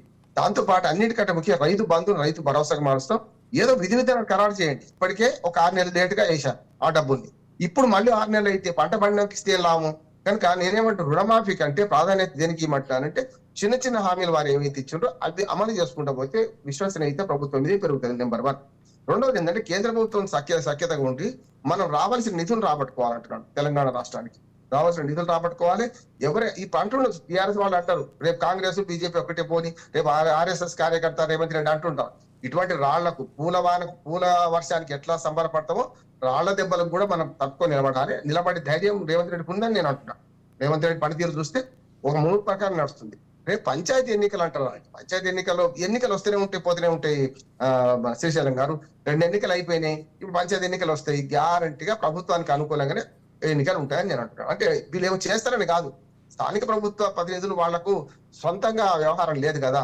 కేంద్రం మీద రాష్ట్రం మీద ఆధారపడాలి. రేపు కేంద్రంలో రాష్ట్రంలో ఏ ప్రభుత్వ అధికారంలో ఉందో దానికి అనుగుణంగానే ఉంటాయి. ఈ ఒకటే కాదు, పంచాయతీ ఎన్నికలు అక్టోబర్ లో వస్తే కొంచెం ముందుకు జరిపితే 2025 జనవరిలో అయిపోతుంది. ఏది మన మున్సిపల్ అన్ని ఆల్మోస్ట్ ఎక్కువ మున్సిపాలిటీస్, స్టేట్ అయిన మున్సిపాలిటీస్ అన్నిటికీ ఎలక్షన్ అయిపోయినాయి కనుక 25 జనవరి లోపల మున్సిపాలిటీస్ కూడా ఎన్నికలు జరగాలి, కార్పొరేషన్లకు ఎన్నికలు జరగాలి. అందుకని నేనేమంటానంటే ఇవన్నీ కలిపి ఒకేసారి అక్టోబర్ లో నవంబర్ లో పెట్టేసుకొని ఎన్నికల దాన్ని ఫినిష్ చేసుకోమంటున్నాను. జస్ట్ ఏంటంటే మన రాష్ట్ర ప్రభుత్వం చేతిలో ఉన్నది 6 నెలల ముందు సరిపోవచ్చు మున్సిపాలిటీస్ కూడా. ఇది 6 నెలల తర్వాత మొన్న 31 జనవరికి అయిపోయింది పంచాయతీ ఎన్నికల కాలము. అవి పర్సనల్ ఇన్ఛార్జ్ పెట్టిండ్రు. వీళ్ళందరికీ ఎన్నికలు జరపాలంటే కూడా మొన్ననే మేము సర్పంచుల సంఘం తరఫున నేను గతంలో సర్పంచ్ గా చేసిన, ఎంపీ ప్రెసిడెంట్ చేసిన కనుక ఎన్నికలు వెంటనే నిర్వహించమంటున్నాను. అది ప్రత్యక్ష ఎన్నికలు నిర్వహించాలి. ఇప్పుడు ఏమైతుందంటే శ్రీశైలం గారు, ఇందులో ఎప్పుడైతే పరోక్ష ఎన్నికలు ఉన్నాయో, సర్పంచ్ ప్రత్యక్ష ఎన్నిక ఉంది, మండల ప్రెసిడెంట్ కు, జిల్లా పరిషత్ చైర్మన్ కు, మున్సిపల్ చైర్మన్ కు, కార్పొరేషన్ మేయర్ కు పరోక్ష ఎన్నికలు ఉన్నాయి. గతంలో మనకు ఎన్టీ రామారావు గారు చేసిన విధంగా, లేకపోతే అంజయ్య గారే ఎన్టీ వాళ్ళు చేసిన విధంగా ప్రత్యక్ష ఎన్నికలు పెట్టామనుకోండి, మీ పార్టీ అభ్యర్థి గెలిచిన వాడు కరెక్ట్ గా ఉంటాడని నేను అంటున్నాను. ఇప్పుడు అనవసరంగా పార్టీ పేరు మీద గెలుస్తున్నారు, మళ్ళీ ఫిరాయిస్తున్నారు కదా. అట్లా కాకుండా ఉండాలంటే ఎన్నికలు ఎప్పుడు వస్తుంటాయి, ఎన్నికల కోసం ఆగకుండా సాధ్యమైనందుకు రాష్ట్ర అభివృద్ధి మీద దృష్టి పెడితే వచ్చే 4 ఏళ్లు సుస్థిరంగా రేవంత్ రెడ్డి గారి పేరు నిలిచిపోద్దని నేను. వెంకట్ నాయక్ గారు, ప్రజా సమస్యలు ఆలకించడంలో ప్రభుత్వం నిర్లక్ష్యం వహిస్తుందనేటువంటి నినాదంతో ఈరోజు ఉస్మానియా యూనివర్సిటీ దగ్గర పెద్ద ఎత్తున నిరసన గలం అనేది వినిపించింది. గ్రూప్ 1, గ్రూప్ 2లను పోస్ట్పోన్ చేసి మెగా డిఎస్సిని ఏర్పాటు చేయాలని చెప్పి నిరుద్యోగ యువకులంతా ప్రభుత్వానికి వ్యతిరేకంగా నినాదాలు చేశారు. పార్టీకి ఎమ్మెల్యేలను ఆకర్షించే పని రేవంత్ రెడ్డి గారు కాకుండా ప్రజా సంక్షేమం గురించి ఆలోచించాలనేటటువంటి ముక్తకంఠమైనటువంటి డిమాండ్ అక్కడ వినిపించింది. ఎట్లా చూస్తారండి యూత్? సార్, ఇప్పుడు ఈ ప్రభుత్వం అంటే కాంగ్రెస్ పార్టీ ప్రభుత్వం రాకంటే ముందు బీఆర్ఎస్ పార్టీ ప్రభుత్వం ఉన్నప్పుడు పేపర్ లీకేజ్లు జరిగేవి, పేపర్లు బయట ఇట్లా మార్కెట్లో అమ్ముకునే పొజిషన్ ఉండే. దేనికి ఒక వెంకట్ ఒకటి, గత ప్రభుత్వం చేసినటువంటి వైఫల్యాలకు వాళ్ళకి అక్కడే రిజల్ట్ వచ్చింది. మీరు అదే పందాలు వెళ్తే ప్రజలు రెడీగా ఉన్నారు మరో తీర్పు చెప్పడానికి. ఆ అంశాన్ని మీరు దృష్టిలో పెట్టుకోవాలి సార్. ఇప్పుడు విషయం ఏంటంటే వాళ్ళు ఏదైతే క్రియేట్ చేసిన పోస్టులే వాటన్నిటికీ మేము ఆల్రెడీ అలాట్మెంట్ లెటర్ ఉంటుంది కదా, అది ఆల్రెడీ ఇచ్చేసాం. ఇది ఎల్బీ స్టేడియం వేదికగా ఇచ్చేసాం. డిఎస్సి ఎగ్జామ్స్ నడుస్తున్నాయి. ఆల్రెడీ గ్రూప్ 1 ప్రిలిమ్స్ అయిపోయింది, గ్రూప్ 2 ఇంకా డేట్ వచ్చేసింది.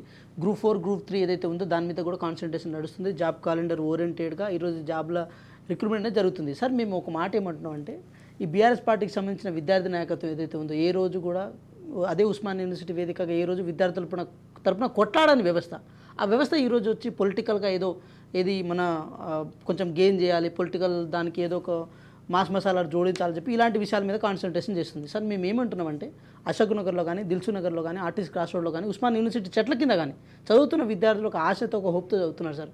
వీళ్లకు యూట్యూబ్లో వ్యూవర్స్ కోసమో లేకపోతే వీళ్ళు నాయకత్వం పదిలంగా ఉండడం కోసమో వీళ్ళు ఒక ప్రొవోకేటివ్ స్టేట్మెంట్ లేనిపోని విషయాలను స్టేట్మెంట్ ఇచ్చుకుంటూ పోతున్నారు. సో ఇందిరా పార్కులో ఉన్న ధర్నా కూర్చున్నారు, ఏ ఉద్దేశంతో కూర్చున్నారు, ఎందుకు కూర్చున్నారో తెలుసు. సో విషయం ఏంటంటే సార్, సీరియస్గా ఉన్న విద్యార్థులందరూ చాలా సీరియస్గా కాన్సన్ట్రేటెడ్గా ఉన్నారు. వాళ్ళకి సంబంధించిన ఇప్పుడు పేర్లు ఎందుకు చెప్పడం కానీ వాళ్ళు ఏదైతే బీఆర్ఎస్పీ సంబంధించిన నాయకులు ఎవరైతే ఉన్నారో వాళ్ళు కొంచెం ఖాళీగా ఉన్నట్టున్నారు గత కొద్ది రోజులుగా. వాళ్ళకు కూడా ఇప్పుడు పేరు రావాలి, కేసీఆర్ గారి దగ్గర వాళ్ళు కూడా ఇప్పుడు వాళ్ళ ఫేసులు కనపడాలి కాబట్టి దానికోసం ప్రయత్నం చేస్తున్నాను మాత్రమే అంట. ఎందుకు ఈ మాట ఎగతాళిగా చెప్తలేం సార్, ఎందుకంటే ఈ రాష్ట్రంలో ఉన్న విద్యార్థులు చదువుతున్నారు. ఇప్పుడు చదువుతున్న స్టేజ్లో కూడా వాళ్ళని ఎట్లా ఆ స్తబ్దుగా ఉన్న వాళ్ళని తీసుకొచ్చి రోడ్ల మీద తీసుకురావడమే ప్రయత్నంగా వాళ్ళు చేస్తున్నారు సార్. అది ఎట్టి పరిస్థితుల్లో అది జరగని పని. ఇంకో విషయం ఏంటంటే రాష్ట్ర ప్రభుత్వం రిక్రూట్మెంట్ చేపట్టే విషయంలో కూడా మేము ఫస్ట్ స్టార్టింగ్లో చేసింది టీఎస్పీసీ ప్రక్షాళన సార్. ఆ ప్రక్షాళన జరిగిన తర్వాత రిక్రూట్మెంట్ ప్రాసెస్ జరుగుతూనే ఉంది. ఏదైనా విషయాలు ఇప్పుడు వాళ్ళు ఏదైనా మెమెంటో కానీ ఏదైనా తీసుకొచ్చినప్పుడు అంటే ఒక మెమరాండం తీసుకొచ్చినప్పుడు మేము తీసుకుంటున్నాం సార్, సెక్రటరీలో తీసుకుంటున్నాం, మంత్రులు అందుబాటులో ఉన్నారు. దాంతోపాటు పెద్దవాళ్ళు ఎవరైనా ఇప్పుడు కోదండరామ్ సార్కి కూడా చాలా వాళ్ళు మెమరాండం ఇస్తున్నారు. కోదండరామ్ సార్ తీసుకుంటున్నారు, గౌరవ ముఖ్యమంత్రి గారికి చెప్తున్నారు. ఒక సైక్లిక్ సిస్టము, ఒక ట్రాన్స్పరెంట్ సిస్టము, ఒక సిస్టమ్ అనేది ఎస్టాబ్లిష్ అయిన తర్వాత కూడా ఈరోజు నిరుద్యోగులు బాధపడే పరిస్థితి అయితే లేదు సార్. కాకపోతే మేమేమంటున్నామంటే వాళ్ళ రాజకీయ ఎత్తుగడలో భాగంగా వాళ్ళు రాజకీయంగా అప్లిఫ్ట్ అవ్వడం కోసం కొన్ని క్రియేట్ చేస్తున్నారు. మీకు ఇంకో విషయం కూడా చెప్పాలి సార్, అదే ఉస్మాన్ యూనివర్సిటీలో హాస్టల్స్ బంద్ అవుతున్నాయని చెప్పి ఒక ఫేక్ లెటర్ క్రియేట్ చేసి ఆ ఫేక్ లెటర్ని బేస్ చేసుకొని ఈరోజు ఒక పెద్ద మనిషి అదే బీఆర్ఎస్ పార్టీలో సోషల్ మీడియాలో చాలామంది పెద్ద మనుషులు చాలా రకాల కామెంట్లు చేస్తుంటే చాలా రకాల ఇది చేస్తుంటే సార్ వాళ్ళకి ఆటోమేటిక్గా ఏది భారత రాజ్యాంగం ప్రకారమే చట్టం ప్రకారమే వాళ్ళకి శిక్ష పడ్డది. దానికి వాళ్ళు ఆటోమేటిక్గా జైలు పోయి వచ్చేసారు. సో మేమేమంటున్నామంటే ప్రజలు గమనిస్తున్నారు, ఈ రాష్ట్రంలో ఉన్న విద్యార్థులు కానీ నిరుద్యోగులు కానీ గమనిస్తున్నారు. ఇందాక సార్ కూడా కొన్ని విషయాలు చెప్పారు. ఏంటంటే ఇది కంటోన్మెంట్ ఏరియా విషయంలో భూముల సేకరణ విషయంలో కానీ లేకపోతే రింగ్ రోడ్ విషయంలో కానీ కేంద్రం నుంచి రావాల్సిన ఒక 350 కోట్ల వరకు ఏదైతే ఉందో ఆ డబ్బుల విషయంలో కానీ ఏ విషయంలోనైనా సరే రేవంత్ రెడ్డి గారు ఎంత చిత్తశుద్ధితో ఉన్నారు, ఎంత క్లియర్గా ఉన్నారు. ఇంతవరకు కేటీఆర్ గారు ఐటీ మినిస్టర్గా ఎన్నో హంగులు హార్బాటాలుగా వెళ్ళే కేటీఆర్ గారు కూడా 39,000 కోట్ల వరకు తేయలేదండి. కానీ రేవంత్ రెడ్డి గారు అక్కడ వెళ్ళి సంక్రాంతి పండుగ మనందరం పండుగ జరుపుకున్నామండి. 5 రోజుల కాలాన్ని వారు అక్కడ గడిపారు. సో మేమేమంటున్నామంటే ఇక్కడ తెలంగాణ రాష్ట్రంలో అభివృద్ధి విషయంలో ఒక జోడెడ్లు బండ్లాగా అభివృద్ధి అనేది దూసుకుపోతుంది సార్. ఇంకా మీకు చూస్తారు కదా, ఇంకా 4.5 సంవత్సరాలు ఉంది, చేయాల్సింది చాలా ఉన్నాయి సార్. చెప్పండి. బీఆర్ఎస్ పార్టీ పూర్తిగా ఖతమవుతుంది అని చెప్పి మాజీ మంత్రివర్యులు షబ్బీర్ అలీ గారు ఒక సంచలనమైనటువంటి వ్యాఖ్య చేశారు. అప్పుడు బట్టి విక్రమార్క గారు ప్రతిపక్ష నాయకుడుగా కాకుండా అడ్డుపడ్డది కేసీఆరే, అందు గురించి ఇప్పుడు కాంగ్రెస్ పార్టీ బదులా తీసుకుంటుందనేటటువంటి అంశాన్ని కూడా ఆయన మీడియా సమక్షంలో వ్యాఖ్యానించారు. ఎట్లా చూస్తారండి ఆయన వ్యాఖ్యల పట్ల? అది తప్పులండి, బదులు తీసుకుంటామనే మాట మీద. అంటే కేసీఆర్ చేసిన పని నువ్వు కూడా చేస్తున్నావు, మరి తప్పు చేస్తున్నట్టే కదా. ఇప్పుడు అంటే మీరు అడ్మిట్ చేస్తున్నారంటే కేసీఆర్ గారు గతంలో తప్పు చేశారని కాదు. ఇప్పుడు వాళ్ళు చూపిస్తున్నారు కదా, గతంలో కేసీఆర్ గారు తప్పు చేశారు అని చూపించుకుంటూనే మళ్ళీ వాళ్ళు అదే పని చేస్తున్నారంటే వాళ్ళు కూడా తప్పు చేస్తున్నట్టే కదా. కాబట్టి అట్లా అది తప్పు. ఏంటంటే కొంతమంది, నేను ఇంతకుముందే చెప్పాను, కొంతమంది స్వార్థపరులు, లేకపోతే అధికారం లేకుండా బతకలేని వాళ్ళు మంది పోతే పోవచ్చు. అంతిమంగా ఎవరైతే ఉద్యమ కాలం నుంచి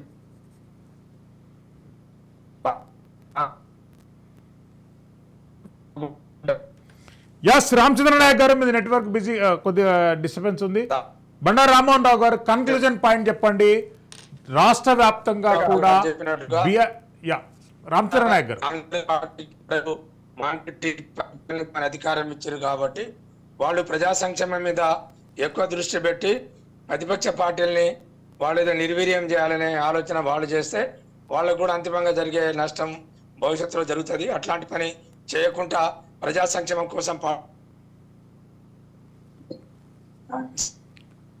మీ సిగ్నల్ నెట్వర్క్ వీక్ ఉందండి. బండారు రామ్మోహన్ రావు గారు, కన్క్లూజన్ పాయింట్ చెప్పండి. ప్లీజ్. ఇప్పుడున్న కాంగ్రెస్ ప్రభుత్వం హనీమూన్ పీరియడ్ అయిపోయింది, 6 నెలలు అయిపోయింది వచ్చి. కనుక వాళ్ళు ఇచ్చిన హామీలు నెరవేర్చే పని చేయాలి. సరే, రుణమాఫీ 15 ఆగస్టు లోపల చేస్తుండొచ్చు, చేసి తప్పేం లేదు. కానీ మిగతా హామీల పట్ల చేయాల్సింది. రెండోది అభివృద్ధి వైపు పోవాలి. ఇప్పుడు రాజకీయం వాళ్ళు చేశారు, ఏం చేస్తామంటే 6 నెలల్లో ఆ ఏడాది నడుస్తుంది. కానీ ఏమైతుంది, గతంలో కాంగ్రెస్ పార్టీ ఉమ్మడి ఆంధ్రప్రదేశ్ ప్రభుత్వాన్ని బదనాలు చేస్తూ 10 ఏళ్ళు గడిపాడు కేసీఆర్ గారు. ఇప్పుడు 10 ఏళ్ళు గడిపే పరిస్థితి లేదండి. ప్రజలకు ఓపిక లేదు. గతంలో లాగా ఓపిక బట్టి సంవత్సరాల తరబడి ఎదురు చూడరు, నెలల్లో సంవత్సరాల్లో అయిపోద్ది. కనుక ఈ 6 నెలల్లో కాంగ్రెస్ పార్టీ పనితీరును బట్టే రేపు వచ్చే భవిష్యత్తు ఎన్నికల ఫలితాలు, పంచాయతీ ఎన్నికలు కావచ్చు, లేకపోతే మున్సిపల్ ఎన్నికల్లో ఉంటాయి. కనుక బాధ్యతాయుతంగా ప్రభుత్వాన్ని నడిపి తెలంగాణ రాష్ట్రాన్ని అభివృద్ధి వైపుగా తీసుకెళ్తే ఒక మంచి చారిత్రక అవకాశం రేవంత్ రెడ్డి గారికి వచ్చింది. మిగతా ఇబ్బరికి రాని యువకుడు మంచి అవకాశం వచ్చింది. దీన్ని సద్వినియోగం చేసుకోవాలి. కేసీఆర్ గారు చేసిన తప్పుని చూపిస్తూ వాళ్ళు చేసిన నేను చేస్తే తప్పు ఏంది అనుకుంటే ప్రజలు కూడా మళ్ళీ కరగాల్సి వాత పెడతారు కదా. కేసీఆర్ కి అదే జరిగింది. మొదటి 5 ఏళ్ళలో బ్రహ్మాండంగా పనిచేసిండు. రెండో 5 ఏళ్ళకి వచ్చేవరకు పూర్తిగా అవినీతి అహంకారం పెరిగిందనే కదా అందరూ అన్నది. కానీ వీళ్ళు కూడా ఇవాళ 6 నెలలు అయిపోయింది. ఇంకొక 6 నెలల లోపల పరిస్థితి చక్కదిద్దుకొని మంచి చుట్టూ ప్రభుత్వానికి దోకా లేకుండా చేసుకొని రేపు అభివృద్ధి వైపు పోతే వచ్చే 4 ఏళ్ళు స్వర్ణం యుగం అవుతుంది కాంగ్రెస్ పార్టీకి. మళ్ళీ ప్రజలు ఆదరించే పరిస్థితి తీసుకురావాలి. కానీ చీదరించుకొని మళ్ళీ టీఆర్ఎస్ పార్టీకి తీసుకొచ్చే పరిస్థితి తెచ్చుకుంటే వాళ్ళే స్వయంకృత అపరాధం అవుతుంది. కేసీఆర్ గారు చేసిన తప్పుల్ని ఇప్పటి ప్రభుత్వం చేయకుండా ఉంటే బాగుంటుందని నా ఉద్దేశం. ఎస్ వెంకట్ నాయక్ గారు. బండారు రామ్మోహన్ రావు గారు ప్రజల మ్యాండేటా, ప్రజల పక్షాన నుండి ఒక క్లారిటీ ఇచ్చారు. గత ప్రభుత్వం చేసినటువంటి మిస్టేక్స్ పునరావృతం జరిగితే ఇతరులకు మళ్ళీ స్పేస్ దొరికే అవకాశం ఉంటుంది. పొలిటికల్ స్పేస్ అవైలబుల్ ఉన్నదనుకోండి, పార్టీల మనుగడ ఎగ్జిస్టెన్స్ అనేటటువంటిది కంటిన్యూటీ కొనసాగుతుంది. కాంగ్రెస్ పార్టీ ఎందుకు ఆలోచించడం లేదు యాంగిల్? సార్ విషయం ఏంటంటే ఇప్పుడు రామ్మోహన్ రావు గారు కనుక అపాయింట్మెంట్ తీసుకుంటే సీఎం గారిది ఈజీగా 1 గంటలోనో 2 గంటలోనో వాళ్ళకి దొరుకుతుంది. ఏ మంత్రులైనా వాళ్ళకి అందుబాటులో ఉంటారు, ఎవరైనా అందుబాటులో ఉంటారు. అంటే ప్రజాప్రభుత్వం ప్రజాపాలన చెప్పడానికి నేను ఈ మాట చెప్పదలుచుకున్నా. బట్ గత ప్రభుత్వం అట్లా కాదు. పరిస్థితులను బట్టి వాళ్ళ యొక్క రూపాలు వాళ్ళంటే కొన్ని ఒక సినిమా ఉంటుంది, చంద్రముఖి సినిమా, గంగ కాస్త చంద్రముఖిగా మారిపోతుంది. అలా కేసీఆర్ గారు ఫస్ట్ దశలో గంగా, తర్వాత దశలో చంద్రముఖిగా ఇట్లా మారి ఈ తెలంగాణ ప్రజాన్ని ఒక వికృత క్రీడను చూపించే ప్రయత్నం చేశారు. కానీ ఇక్కడ విషయానికి వచ్చినప్పుడు, తెలంగాణ రాష్ట్రం విషయానికి వచ్చినప్పుడు ప్రజాపాలన అంటే ఏదో అభివృద్ధి కార్యక్రమం చేస్తున్నారని చెప్పి రాళ్ల దగ్గర ఉన్న పేర్లని ఆ కట్టెని విడదీయడం కాదండి. ప్రజాపాలన అంటే అల్టిమేట్గా ప్రజలకు అందుబాటులో ఉండడం, ప్రజల సమస్యలను దగ్గరుండి చూడడం. ఏ మంత్రులైనా చూడండి, ఏ మంత్రుల దగ్గరికైనా వెళ్ళండి, ప్రజా సమస్యలపై వెళ్ళండి, 100% ప్రజా సమస్యల మీద వాళ్ళు స్పందిస్తుంటారు. సో ఇంకో విషయం ఏమిటంటే ఈ 6 నెలల కాలంలో ప్రజాపాలన ఎలా ఉందని చెప్పి మా వయసు వాళ్ళు మేము చూడగలిగినాం, ఇంకా దగ్గరుండి చూడగలిగినాం. ఇంకా రాబోయే కాలం కూడా నిత్య కళ్యాణం పచ్చతోడడం అని చెప్పి మేము చాలా బలంగా చాలా స్పష్టంగా చెప్పదలుచుకున్నాం సార్. ఎందుకంటే దగ్గరుండి చూస్తున్నాం కదా సార్, ప్రజల యొక్క హావభావాలు కూడా వాళ్ళ యొక్క పరిస్థితులను కూడా దగ్గరుండి చూస్తున్నాం. సరే కొంతవరకు కొంచెం ఆర్థికంగా కేసీఆర్ గారు చేసిన విధ్వంసం ఏదైతే ఉందో దానికి కాంగ్రెస్ పార్టీ కూడా కొంచెం డైరెక్ట్ కానీ ఇండైరెక్ట్ కానీ కొంచెం ఫేస్ చేస్తుంది సార్, అప్పులు కట్టే విషయంలో కానీ మిగతా విషయంలో కానీ. అయినా సరే వాటిని కూడా ఓవర్కమ్ చేసి ఒక ఫైనాన్షియల్ డిసిప్లిన్ని తెలంగాణ రాష్ట్రాన్ని పరిచయం చేసి ఆటోమేటిక్గా నెక్స్ట్ భావితరాల వాళ్ళకు, మా తరంలో వాళ్లకు, మా నెత్తి మీద వచ్చే తరాల వాళ్లకు మా నెత్తి మీద అప్పులు లేకుండా, ఎటువంటి ఇబ్బంది లేకుండా ఈ తెలంగాణ రాష్ట్రం పరిపాలన జరగబోతుందని చెప్పి చాలా ప్రగాఢ విశ్వాసంతో చెప్పదలుచుకున్నాం sir. Thank you Venkat Naik గారు, రామచంద్ర నాయక్ గారు, అదేవిధంగా బండారు రామ్మోహన్ రావు గారు కూడా ధన్యవాదాలు తెలియజేస్తున్నాం. ఏది ఏమైనా కానీ తెలంగాణ రాష్ట్రంలో కొనసాగుతున్నటువంటి ఆపరేషన్ ఆకర్ష్ వల్ల రాష్ట్ర అభివృద్ధి అనేది జరిగే అవకాశాలు శూన్యంగా కనిపిస్తున్నాయి. కేవలం పొలిటికల్ అజెండాలోనే కాంగ్రెస్ పార్టీ ఆపరేషన్ ఆకర్షను కొనసాగిస్తుందనేటటువంటి అంశాన్ని వక్తల అభిప్రాయంలో వ్యక్తం చేశారు. మరోపక్క గత ప్రభుత్వాలలో 2014 to 19 to 2024 వరకు జరిగినటువంటి ప్రభుత్వాలలో కేవలం ఆపరేషన్ ఆకర్ష్తోనే బీఆర్ఎస్ పార్టీ మనుగడ కొనసాగించిందని, గతంలో బట్టి విక్రమార్క గారు ప్రతిపక్ష నాయకుడు హోదా కాకుండా అడ్డుపడింది కూడా కేసీఆర్ గారు అనేటటువంటి అంశాన్ని స్పష్టం చేశారు. రాజ్ న్యూస్ స్పెషల్ డిబేట్లో పాల్గొన్న వక్తలందరికీ ధన్యవాదాలు తెలియజేస్తున్నాము. Keep watching Raj news. Silveri Srisailam for Raj news.